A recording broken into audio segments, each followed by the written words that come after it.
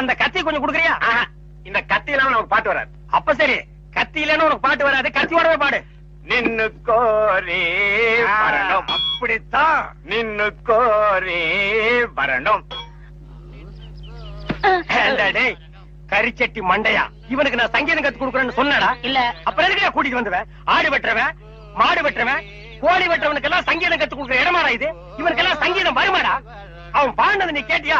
நின்னு கோரி வரணும். கொத்துறான்டா. அவன் கொத்துற இடத்துல 2 மூட்டை சிமெண்ட் பூசணும். ஆமா, நீ என்ன கேட்டவங்கிட்ட கரியாவே வாங்கிக்கிறியா?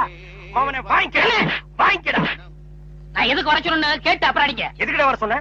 தினமும் கறி குழம்பு வாய்க்கு ருசியா சாப்பிட்டீங்களே, அது யாரு கொடுத்தது? யாரு கொடுத்தது? அந்த பாய் தான் கொடுத்தாரு. அதனாலதான் அவரை வர சொன்னேன். அட பரதேசி பையலே, இது முன்னாடியே தெரிஞ்சிருந்தா அந்த கறி குழம்ப நான் கையால கூட தொட்டுக்க மாட்டேன்டா. இவனுக்கெல்லாம் நான் சங்கீதத்தை எப்படா கத்து கொடுக்கறது?